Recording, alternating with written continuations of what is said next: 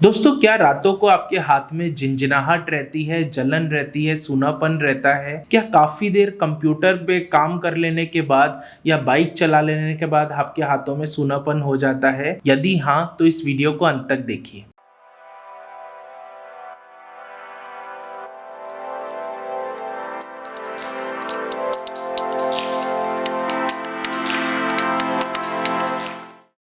दोस्तों, हमारे हाथ में झिंझिनाहट होना, जलन होना, सूनापन होना, पिन एंड नीडल सेंसेशन होना या ऐसा लगना कि हाथों में चींटियां चल रही है, ये काफी आम लक्षण है। इसका एक इंपॉर्टेंट कारण है जिसको हम बोलते हैं कार्पल टनल सिंड्रोम। आइए जानते हैं कार्पल टनल सिंड्रोम के बारे में, उसमें क्या लक्षण होते हैं, किन लोगों में वो ज्यादा हो सकता है, उसको डायग्नोस कैसे करते हैं और उसका ट्रीटमेंट कैसे करते हैं। दोस्तों, कार्पल टनल सिंड्रोम के बारे में अगर हमको जानना है तो पहले हमको ये जानना चाहिए कि हमारे हाथों में तीन नर्व्स होती हैं। एक साइड होती है रेडियल नर्व, बीच में होती है मीडियन नर्व और साइड में होती है एक अल्नर नर्व। हमारी मीडियल नर्व जो हमारे हाथ में एंटर करती है वो एक टनल के थ्रू एंटर करती है जिसको हम बोलते हैं कार्पल टनल।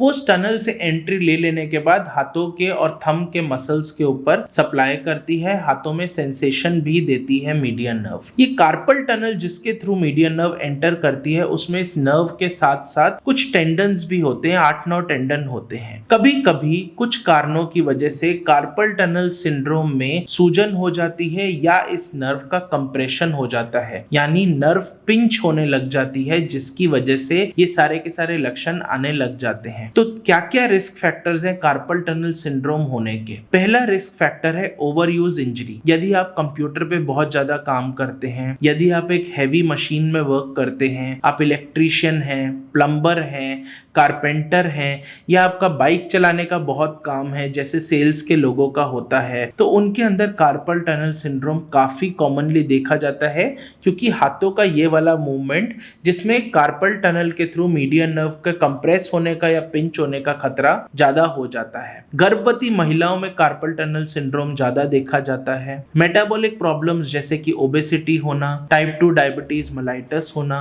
हाइपोथायरॉयडिज्म होना, कोलेस्ट्रॉल ज्यादा होना, ये भी कारण हो सकते हैं कार्पल टनल सिंड्रोम के। अब इसके लक्षण क्या क्या है? इसके लक्षण है कि हमारे पहले 3.5 डिजिट्स यानी अंगूठा 1, 2 और आधा part of your ring finger, इस वाले पूरे एरिया में झिंझिनाहट होती है, जलन होती है, सूनापन होता है, सुइयां चुभाने वाला पेन होता है, चींटियां चल रही हैं, ऐसी सेंसेशन आ सकती है। यदि सीवियर कार्पल टनल सिंड्रोम हो जाए या फिर काफी दिन तक नर्व कंप्रेस्ड रह जाए या ओवरलुक्ड केसेस हो जाए तो मसल्स का वेस्टिंग भी हो सकता है, जिसकी वजह से हाथों में दुर्बलता आ सकती है, कोई चीज को पकड़ने में प्रॉब्लम हो सकती है, कोई मुलायम काम करने में या बारीक काम करने में भी हमको कठिनाई आ सकती है। तो ये पूरा का पूरा होता है कार्पल टनल सिंड्रोम, जिसको हम लोग डायग्नोस करते हैं 3 क्लिनिकल टेस्ट के द्वारा। पहला क्लिनिकल टेस्ट होता है फैलेंस साइन। फैलेंस साइन के अंदर हम अपने हाथों को इस तरीके से रखते हैं। इस तरीके से रखने के बाद जिस हाथ में हमारे सिम्टम ज्यादा आ रहे हैं, अगर उसमें झिंझिनाहट बढ़ जाती है तो वो कार्पल टनल सिंड्रोम की वजह से हो रही है। दूसरा साइन होता है टिनेल साइन, जिसमें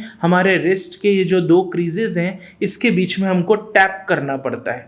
इस टैप करने के बाद यदि सिम्टम बढ़ जाए तो वो कार्पल टनल सिंड्रोम की वजह से आपके हाथ में प्रॉब्लम हो रही है। तीसरा साइन होता है डर्किंस टेस्ट। डर्किंस टेस्ट के अंदर हमें इस वाले दोनों क्रीजेस के बीच में हाथ को दबा लेना चाहिए दूसरी उंगली से और 60 सेकेंड्स तक इसको दबा के रखना चाहिए, जिससे नर्व पिंच होएगी और हमारे सिम्टम्स बढ़ जाएंगे। ऐसा देखा जाता है कि कार्पल टनल सिंड्रोम की वजह से जो नर्व में दर्द होता है वो रात को देखा जाता है। रात को जब हम सो रहे हैं तो एकदम से हमारे हाथ सुन्न हो जाते हैं या उसमें झिंझिनाहट हो जाती है, जिसकी वजह से हमारी नींद भी खुल सकती है। ये रातों में दर्द क्यों होता है? कारण होता है हम जब कभी भी सोते हैं तो जनरली अपने हाथों को इस तरीके से मोड़ के ही सोते हैं। ये बॉडी की एक नेचुरल पोजीशन है इस तरीके से सोने की, और इसी वजह से रात में कार्पल टनल सिंड्रोम के सिम्टम्स ज्यादा देखे जाते हैं। दूसरा जो पॉइंट है इसको डायग्नोस करने का वो है nerve conduction study. Nerve conduction study में हम लोग कुछ इलेक्ट्रोड्स अपनी बॉडी में कनेक्ट करते हैं, जिससे कि हमको पता लग जाता है कि मीडियन नर्व में कंप्रेशन है भी या नहीं, और अगर है तो किस लोकेशन पे है मीडियन नर्व के कंप्रेशन, जिससे एग्जैक्टली पता लग सके कि कहाँ पे कंप्रेशन है और कहाँ इलाज करना चाहिए। कई बार हमारे हाथों में झिंझिनाहट हो रही है और दर्द हो हो रही है और हमको लगता है कि ये कार्पल टनल सिंड्रोम है, पर वो हमारे सर्वाइकल स्पॉन्डाइलोसिस की वजह से भी हो सकता है। तो उन दोनों को डिफरेंशिएट करने के लिए भी हम लोग नर्व कंडक्शन स्टडी करवा सकते हैं। तीसरा जो इंपॉर्टेंट पॉइंट होता है जिससे हम डायग्नोस कर सकते हैं वो है अल्ट्रासोनोग्राफी। जैसे कि प्रेग्नेंट लेडीज के पेट में अल्ट्रासाउंड होता है बच्चे को देखने के लिए, ऐसे ही आजकल मस्कुलोस्केलेटल अल्ट्रासाउंड भी होने लगा है, जिसमें हम एक लीनियर प्रोब को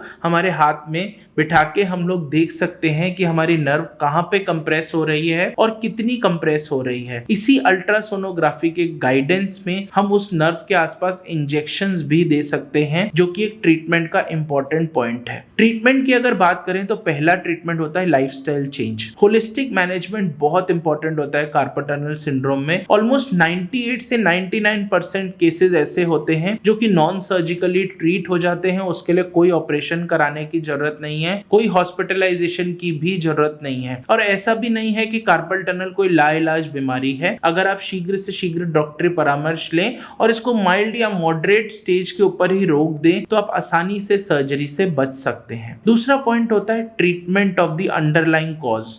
जो कारण जिसकी वजह से कार्पल टनल सिंड्रोम हो रहा है, जैसे कि हाइपोथायरॉयडिज्म है, जैसे प्रेगनेंसी का 3rd ट्राइमेस्टर है, उसमें अपने आप ही सेल्फ लिमिटिंग होता है, बच्चा होने के बाद कार्पल टनल सिंड्रोम अपने आप से ठीक हो जाता है। ओबेसिटी है, उसको आपको एड्रेस करना चाहिए। कोई अगर चोट लगी हुई है तो आपको उस एरिया को देखना चाहिए। अगर आर्थराइटिस है तो आर्थराइटिस का ट्रीटमेंट करना चाहिए। तो अंडरलाइंग कॉज का ट्रीटमेंट करने से कार्पल टनल के सिम्टम्स काफी सारे पेशेंट्स के अंदर अपने आप चले जाते हैं। तीसरा इंपॉर्टेंट पॉइंट होता है ट्रीटमेंट का, वो है दवाइयां। सूजन कम करने की दवाइयां जिसमें कुछ एंजाइम्स होते हैं, नर्व की कुछ दवाइयां वो दी जा सकती है। इसके साथ साथ कुछ सप्लीमेंट जैसे कि विटामिन B12 में, जैसे कि मिथाइल कोबालामीन, ये सब दिया जा सकता है कार्पल टनल सिंड्रोम के लिए। ऐसे जो डाइट जिससे हमारी सूजन कम होती है, जैसे कि एंटी इंफ्लेमेटरी बेस्ड डाइट होती है, उसको यूज करने से भी कार्पल टनल के सिम्टम्स के ऊपर काफी इफेक्ट पड़ता है। अगला इंपॉर्टेंट पॉइंट है ट्रीटमेंट का स्प्लिंट्स। कार्पल टनल सिंड्रोम के लिए स्प्लिंट्स अवेलेबल है मार्केट में, जिसको आपको पर्टिकुलरली रात के टाइम पे पहन के सोना चाहिए। अगर आप उन स्प्लिंट्स को रात के टाइम पे पहन के सोएंगे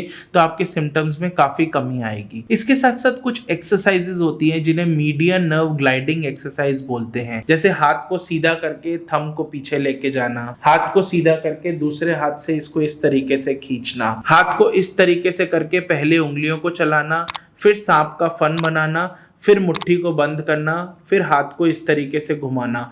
ये सारी की सारी मीडियन नर्व ग्लाइडिंग एक्सरसाइज होती है जिनको आप अपने घर में सेफली परफॉर्म करके इस सिम्टम्स को कम कर सकते हैं, कार्पल टनल सिंड्रोम का ट्रीटमेंट कर सकते हैं। कुछ फिजियोथेरेपी मोडालिटीज जैसे अल्ट्रासोनिक थेरेपी, टेंस, IFT इत्यादि भी काफी मददगार होती है कार्पल टनल सिंड्रोम में। आजकल लोग लेजर का भी यूज करने लगे हैं जो कि स्वेलिंग को कमाती है, जिसकी वजह से कार्पल टनल सिंड्रोम के सिम्टम्स में कमी आती है। आखिरी और काफी इंपॉर्टेंट ट्रीटमेंट जो कि नॉन सर्जिकल होता है वो है इंजेक्शंस। मैंने आपको पहले भी बताया अल्ट्रासोनोग्राफी के थ्रू इंजेक्शंस दिए जाते हैं। आप एंटी इंफ्लेमेटरी इंजेक्शंस देके उस लोकलाइज्ड एरिया में इन्फ्लेमेशन को कम कर सकते हो। ये इंजेक्शंस काफी सेफ होते हैं, कोई हॉस्पिटलाइजेशन नहीं होती, ये OPD बेस्ड इंजेक्शंस होते हैं और इंजेक्शंस के 2 या 3 मिनट बाद ही आप अपने हाथों को हिला भी सकते हो और अपने रोजमर्रा के काम कर भी सकते हो। हार्डली 1 से 2% केसेस जो कि ओवरलुक्ड होते हैं, जिसमें मसल वेस्टिंग होने लग जाती है, उसमें सर्जरी का इस्तेमाल होता है। सर्जरी भी एक डे केयर प्रोसीजर होता है और उसके अंदर भी ज्यादा कोई ऐसी प्रॉब्लम नहीं होती है, लेकिन सर्जरीज हार्डली 1 या 2% पेशेंट्स में ही करानी चाहिए। तो दोस्तों, जैसे कि आप देख रहे हैं कार्पल टनल सिंड्रोम एक काफी कॉमन प्रॉब्लम है हमारे देश में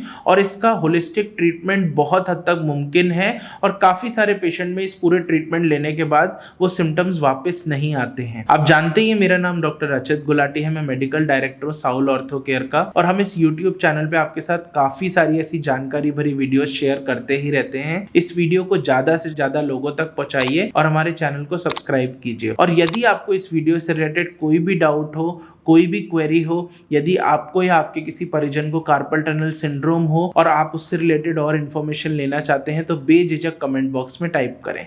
थैंक यू।